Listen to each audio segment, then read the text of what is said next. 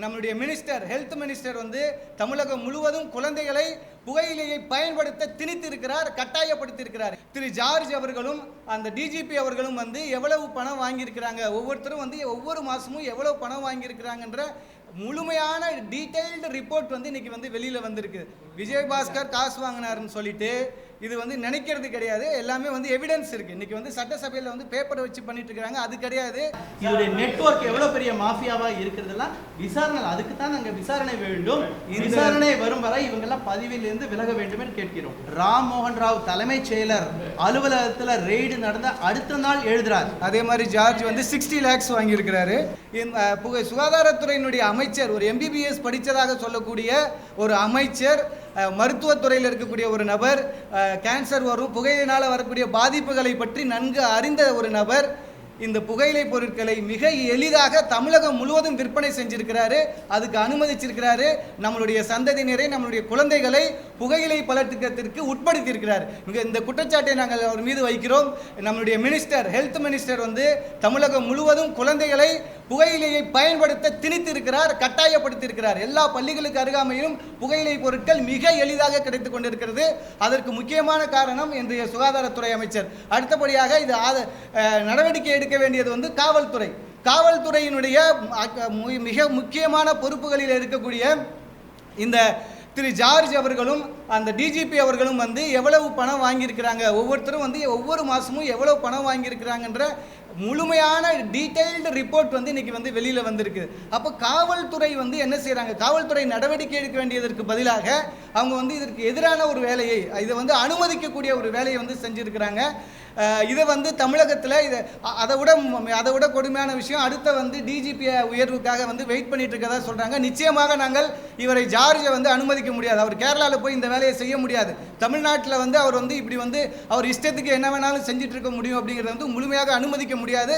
அவர் டிஜிபியாக வந்து உயர்வு பெறுவதற்கு நிச்சயமாக நாங்கள் பல்வேறு போராட்டங்களையும் நாங்கள் வந்து நடத்த இருக்கிறோம். அவர் டிஜிபியாக வருவதற்கான எந்த விதமான தகுதியும் அற்ற நபர்களாகத்தான் அவர்கள் இருக்கிறார்கள். எனவே தமிழகத்தில் இருக்கக்கூடிய சுகாதாரத்துறை அமைச்சர், குறிப்பாக அமைச்சர் இதற்கு பொறுப்பேற்று உடனடியாக பதவி விலக வேண்டும். உடனடியாக அவர் இதுக்கு மேலே அந்த பதவியில் இருப்பதற்கான எந்த விதமான தார்மீக உரிமையும் அவருக்கு கிடையாது. எனவே அந்த பொறுப்பிலிருந்து அவர் உடனடியாக பதவி விலக வேண்டும் என்று நாங்கள் கேட்டுக்கொள்கிறோம். விஜயபாஸ்கர் காசு வாங்கினாருன்னு சொல்லிட்டு இது வந்து நினைக்கிறது கிடையாது, எல்லாமே வந்து எவிடன்ஸ் இருக்குது. இன்றைக்கி வந்து சட்டசபையில் வந்து பேப்பரை வச்சு பண்ணிட்டு இருக்கிறாங்க, அது கிடையாது. இன்கம் டேக்ஸ் டிபார்ட்மெண்ட் வந்து ஃபுல் ரிப்போர்ட்டை வந்து அவங்களுக்கு வந்து அனுப்பிச்சிருக்கிறாங்க. அதில் வந்து யார் யார் எவ்வளோ வாங்கினாங்கன்ற கம்ப்ளீட் டீட்டெயில்ஸ் வந்து அதில் இருக்குது. அதில் என்னென்ன அமௌண்ட்டு, எந்தெந்த மாதம் போனது, எல்லா டீட்டெயில்ஸும் இருக்குது. இது வந்து ஒரு நிறுவனம், இது வந்து ஒரு புகையிலை நிறுவனத்திலேருந்து இவங்க வாங்கின பைசா. இது இல்லாமல் இன்றைக்கி வந்து கைனி சைனி, கூல் லிப்பு, MDM, அது நிறைய ப்ராடக்ட்ஸ் எல்லாத்துட்டையும் இவங்க வாங்கியிருக்கிறாங்க. ஸோ எல்லாத்துக்கும் சேர்த்து பார்த்திங்கன்னா இந்த அமௌண்ட் வந்து ஒரு அமௌண்ட்டே கிடையாது. மிகப்பெரிய அளவில் வந்து இவர்கள் வந்து ஊழல் செய்திருக்கிறார்கள். தமிழகத்தினுடைய சுகாதாரத்தை மிகப்பெரிய கேள்விக்குறியாக்கிட்டு இருக்கிறாங்க. இன்றைக்கி வந்து என்ன வேணாலும் பண்ணலாம், எது வேணாலும் செஞ்சுக்கலாம், யாரும் கேட்கறதுக்கு இல்லைங்கிற ஒரு சூழல் தான் இன்றைக்கி நடந்துட்டுருக்கு. அதனால் இது வந்து எவிடன்ஸோடு இருக்குது. இது நாங்கள் வந்து கோர்ட்டுக்கும் போகிறோம், ப்ளஸ் வந்து மத்திய அரசுக்கும் இது குறித்த தகவல்களையும் இது குறித்த கம்ப்ளைண்ட்டையும் நாங்கள் வந்து ஏற்கனவே அனுப்பிச்சிருக்கிறோம். நாங்கள் அது ஃபுல் லிஸ்ட் இருக்குது, உங்களுக்கு நாங்கள் தரோம். இல்லை என்னன்னா இது ஒரு நிமிஷம், இல்லை நம்ம என்ன சொல்கிறோம் சார், நான் கேட்கணும். இந்த லிஸ்ட்டு வந்து அந்த தொழில் செய்து மாட்டிக்கொண்டவர் அவருடைய அலுவலகத்தில் இருக்கிற ஒரு கணக்கர்கிட்டேருந்து IT டிபார்ட்மெண்ட் வாங்கினது.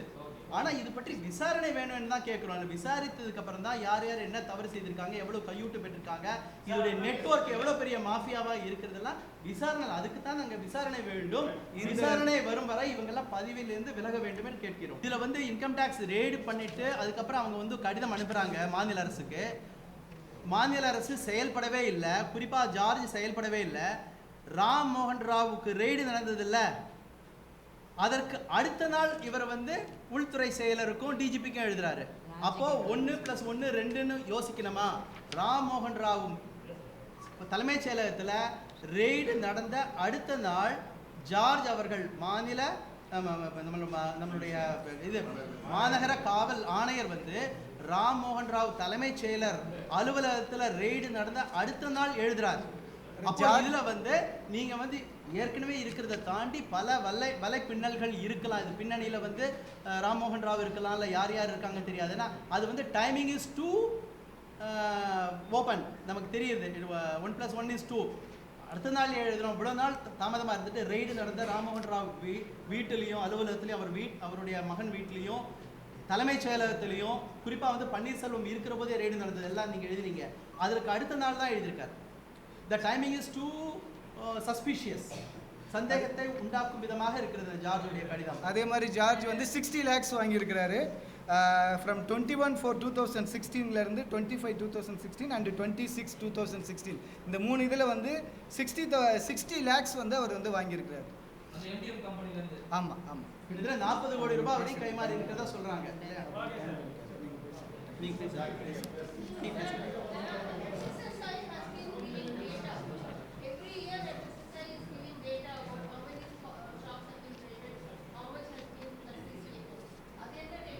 இல்லை அந்த டேட்டாவே வேணான்றோம். அதாவது வந்து எல்லா கடைகள்லையும் நான் என்ன சொல்கிறேன்னா, ஒவ்வொரு கடையிலையும் போய் வந்து டேட்டா ஒவ்வொரு கடையிலையும் போய் அவங்க வந்து நடவடிக்கை எடுக்கக்கூடாதுன்றோம். போய் பாயிண்ட் ஆஃப் சேலில் கடையில் போய் நீ எவ்வளோ ப்ராடக்ட் வச்சிருக்கிற, எவ்வளோ விற்கிறேன்னு சொல்லிட்டு வாங்காதீங்கன்றோம். கம்பெனி நடத்தக்கூடிய இடம் தமிழ்நாட்டில் இருக்குது, எங்கே ஃபேக்ட்ரி உற்பத்தி ஆகுதுன்னு தெரியுது, அதை பிடிக்கணுன்றோம்.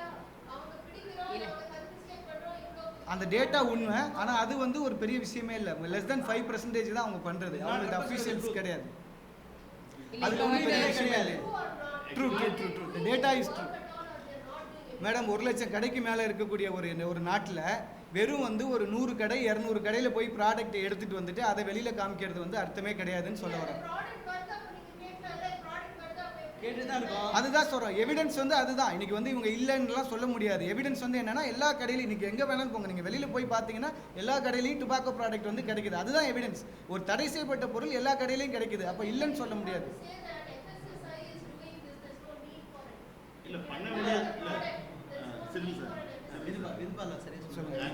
அதாவது இப்போ வந்து FSSAI ஆக்ட் வந்து 2011 இந்தியா ஃபுல்லாக அமலுக்கு வருது. ஆனால் அந்தந்த மாநிலத்தில் வந்து ஒரு நோட்டிஃபிகேஷன் கொடுக்கணும், அப்போ தான் அது வந்து சட்டப்படி செல்லும் அப்படின்னு சொல்கிறாங்க. அதான் நாராயணன் சார் சொன்ன மாதிரி 18 மாநிலங்களில் அமலுக்கு வந்த பிறகும் கூட தமிழ்நாட்டில் வந்து அசஞ்சே கொடுக்கல. ஆனால் தமிழ்நாடு திடீர்னு 2013 மே மாதம் வந்து சட்டசபையில் அறிவிக்கிறாங்க. நாங்களே முன் வந்து செய்த மாதிரி இதை பேன் பண்ண மாதிரி ஒரு அறிவிப்பை வந்து முன்னாள் முதலமைச்சர் வந்து வாசிக்கிறாங்க. ஆனால் அந்த 2013லையும் தானாக அவங்க செய்யலை. கோர்ட்டில் வந்து ஒரு லாயர் குரூப்பு போட்டு கேஸ் போட்டு மற்ற 18 மாநிலத்திலையும் இதை அமல்படுத்தியாச்சு, இன்னும் தமிழ்நாட்டில் அமல்படுத்தலைன்னு சொன்ன பிறகு தான் 2013 வந்து கோர்ட் 6 வாரம் அவகாசம் கொடுக்குது அரசாங்கத்துக்கு. இந்த 6 வாரத்துக்குள்ளே நீங்கள் கண்டிப்பாக இதை அமல்படுத்தி ஆகணும், நோட்டிஃபை பண்ணி ஆகணும். அப்போ 2013 நோட்டிஃபை பண்ணுறாங்க.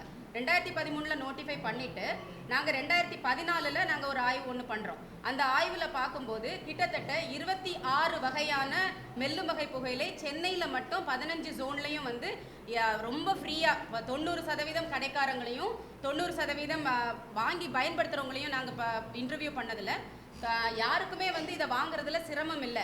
எல்லா இடத்துலையும் முன்னாடி மாதிரி கிடச்சிட்டு தான் இருக்குது அப்படிங்கிறது தான் அவங்களோட ரிப்போர்ட் சொன்னாங்க. இதில் ஹையஸ்ட் வந்து வந்த இடம் என்ன எதுக்கு வந்துச்சுன்னா, எந்த புகையிலை பொருட்கள்னா முதல்ல ஹான்ஸும் MDMம் தான் முதல் நிலையில் எல்லாரும் வாங்கி பயன்படுத்துறதும் சரி, விற்பனையும் சரி, MDMமும் ஹான்ஸும் நம்பர் 1ல் இருந்தது. ஸோ அதற்கான இதை வந்து நாங்கள் சயின்டிஃபிக்காக ஆய்வு பண்ணி இதை வந்து இந்தியன் ஜேர்னல் ஆஃப் கேன்சரில் பப்ளிஷும் பண்ணோம். அதை தொடர்ந்து அரசாங்கத்துக்கிட்டையும் இதை வந்து ராதாகிருஷ்ணன் சார்கிட்ட ஒரு மனுவாக கொடுத்து இந்த மாதிரி 26 வகையான புகையிலை பொருட்கள் இங்கே கிடைக்குது, அதில் நம்பர் 1 இந்த ஹான்ஸும் MDMமும் இருக்குது, இதுக்கு உடனடியாக வந்து ஆக்ஷன் எடுக்கணும்னு சொல்லிட்டு 2 தடவைக்கு 3 தடவை நாங்கள் வந்து மனு கொடுத்துட்டோம். ஈவன் இந்த வருஷம் புகையிலை ஒழிப்பு தினத்தன்னைக்கு கூட இந்த மாதிரி இன்னும் கூட ஒரு 3-4 வருடங்களாக வந்து பேன் ஆன பிறகும் கூட இந்த ப்ராடக்ட் வந்து ஈஸியாக அவைலபிளாக இருக்குன்னு. ஸோ நாங்கள் 2014 ஆய்வு பண்ணும்போது என்ன பார்த்தோம் அப்படின்னா, ஒன்று எல்லா இடமும் கிடைக்குது. இதில் ஹையஸ்ட் வந்து விற்கிறது வந்து நீங்கள் ஹான்ஸு, மாவா, இந்த MDM இந்த 3 தான். நாங்கள் அதனால் இதை வந்து எல்லா பாக்கெட்டுகளையும் 15 ஜோன்லையும் வாங்கி இவை எங்கே மேனுஃபேக்சர் பண்ணுறாங்க, இதை வந்து இதில் என்ன ஏதாவது எழுதியிருக்காங்களா, நீங்கள் கேட்டிங்க இல்லையா யார் ஓனரு, எந்த ஊரில் தயாராகுதுன்னு, இந்த மாதிரி எந்த ஒரு தகவலுமே இல்லாமல் விற்பனை ஆச்சுது MDM மட்டும். நீங்கள் மற்ற புகையிலை பொருட்கள் கூட ஓரளவுக்கு வந்து ஒரு இந்த மாதிரி குழந்தைங்க சாப்பிடக்கூடாது, இதனால கேன்சர் வரும், இல்ல உள்ள இன்கிரீடியன்ட் புகையில இருக்கு, இந்த மாதிரி ஒரு சில விஷயங்களை கொடுத்துருந்தாங்க. ஆனா இந்த MDM மட்டும் எந்த ஒரு தகவலுமே கிடையாது. வெறும் MDMனு இருக்கும். ஒரு ஸ்டார் அங்கங்க அப்படி மினுங்கும், அவ்வளோதான். இதை வந்து பார்த்த உடனே ஸ்டார் மாதிரி அது எதுவுமே புகையிலைங்கிற தகவல் கூட இல்லாமல் வெறும் பேர் மட்டும் வச்சு வேறு எந்த தகவலும் இல்லாமல் இதை மேனுஃபேக்சர் பண்ணி அனுப்புகிறாங்க. ஆனால் எங்களுக்கு இது வரைக்கும் நாங்கள் பண்ண ஆய்வில் வந்து ஒரு புகையிலை மெல்லும் வகை புகையிலை பொருட்கள் கூட தமிழ்நாட்டில் தயாராகிறது கிடையாது.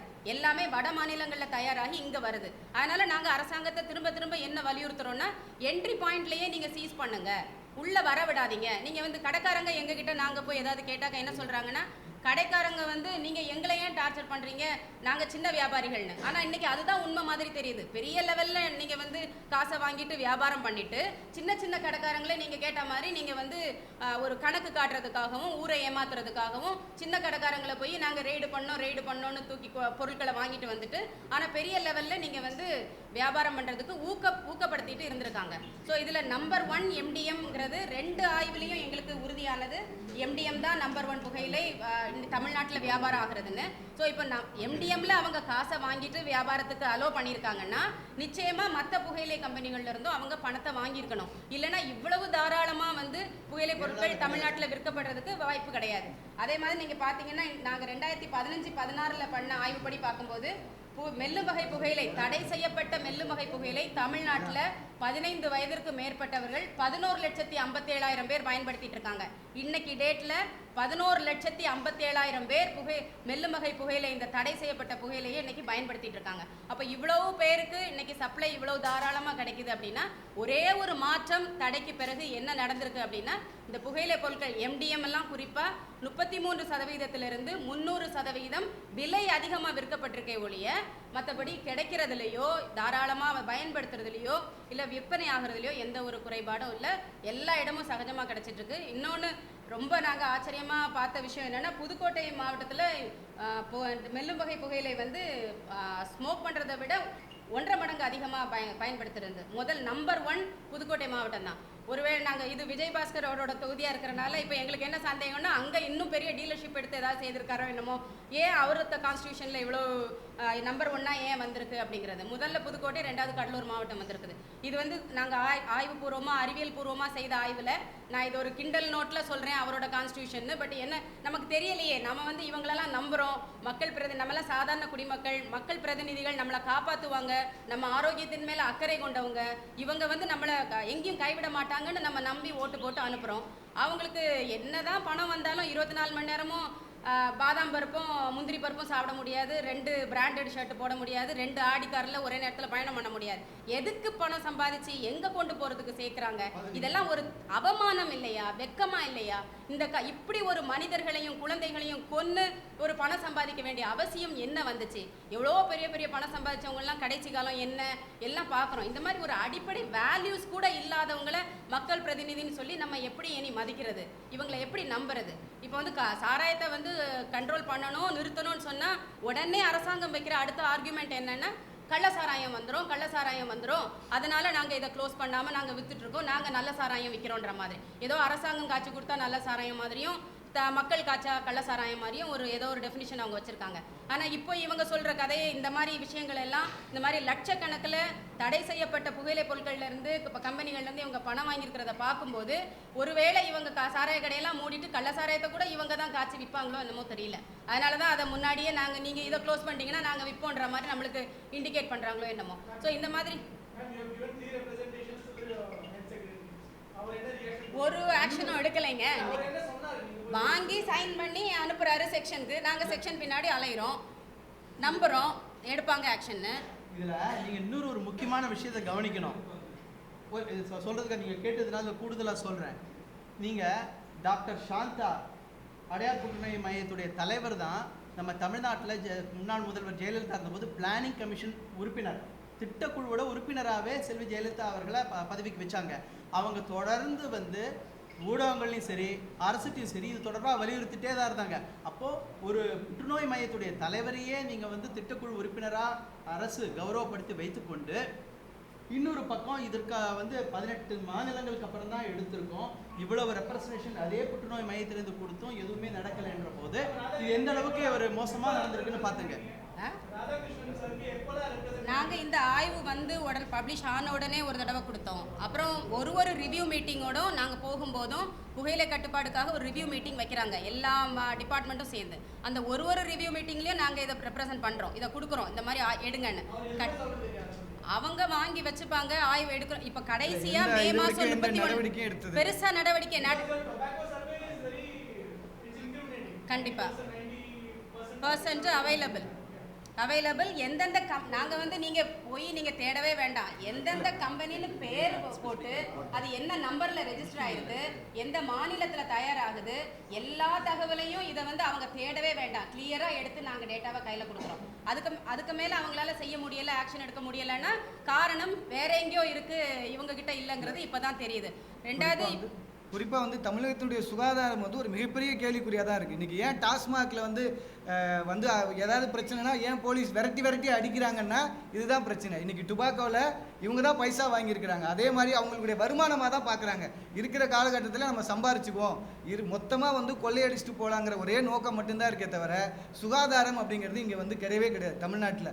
இந்த நிலை நீடித்தது அப்படின்னு சொன்னால் வரக்கூடிய ஜென்ரேஷன் வந்து பெரிய அளவில் பாதிக்கப்படும். அதனால தான் நாங்கள் வந்து இது உடனடியாக வந்து இதில் பொறுப்பில் இருக்கவங்க எல்லாம் விலகணும் அப்படின்றத வந்து நாங்கள் சொல்கிறோம். இதில் என்னென்னா தடை இல்லாத போதும் வருமானம், தடை ஏற்பட்டாலும் வருமானம். உதாரணத்துக்கு பார்த்தீங்கன்னா இப்போ ஈசிஆர் ரோட்லலாம் டாஸ்மாக் கடையை மூடிட்டாங்க. ஆனால் ஈசிஆர் கேள்விப்படுறேன், அதே ஊடகங்கள் மூலமாக தான் சொல்கிறாங்க, ஈசிஆர் ரோடில் தான் ஏகப்பட்ட ஹெல்த் கிளப்ஸ் இருக்குது, என்டர்டெயின்மெண்ட் ஸ்பாட்ஸ் இருக்குது, ஸ்டார் ஹோட்டல்ஸ் இருக்குது, ரெசார்ட்ஸ் இருக்குது. அங்கே வந்து இந்த மாதிரி டாஸ்மாக் சாராயத்தை வந்து அங்கே இந்த கிளப்புக்கு எல்லாருக்குமே வேண்டி இருக்கு. இதற்கு வந்து கையூட்டு வாங்கி கொண்டு ஈசிஆர் கிழக்கு கடற்கரை சாலையில் தாராளமாக ஆறாக ஓட விடுகின்றார்கள் காவல்துறையினர் என்று நான் கேள்விப்படுகின்றேன். அதெல்லாம் நீங்கள் இது ஒரு பதிவாக நான் இப்போ சொல்கிறேன். இந்த மாதிரியான விஷயங்கள் ஒரு பக்கம் தடை செய்தாலும் அந்த தடையை பயன்படுத்தி கொண்டு தவறான அதிகாரிகள் பணம் சம்பாதிப்பதற்கு தான் அதை பயன்படுத்திக் கொள்கிறார்கள்.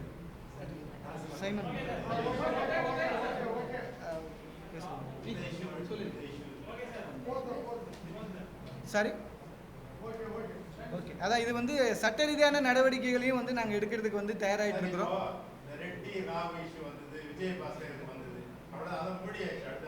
இதே மாதிரி இப்போ ப்ரெஸ் மீட்டு எல்லாம் அதுக்கப்புறம் நீங்கள் என்ன, ஏன்னா நீதிமன்றம் உயர் நீதிமன்றம் வழிகாட்டுதலும் எஸ்ஐடி வரணுங்கிறீங்க. கவர்னர் சட்டத்தின் பாதுகாவலர் இவர் தான். சார் சொல்ற மாதிரி ஒரு மாஃபியாவா, அதாவது அங்கீகாரம் பெற்ற மாஃபியாவா இவங்க அடிச்சுக்கிட்டு இருக்காங்கன்னா அடுத்த கட்டமா நீங்க என்ன செய்வீங்க? புகையிலை தொடர்பான சட்டங்கள், புகையிலை தொடர்பான கேஸ் வந்து சென்னை ஹைகோர்ட்டில் நிறைய கேசஸ் வந்து போயிட்டுருக்கு.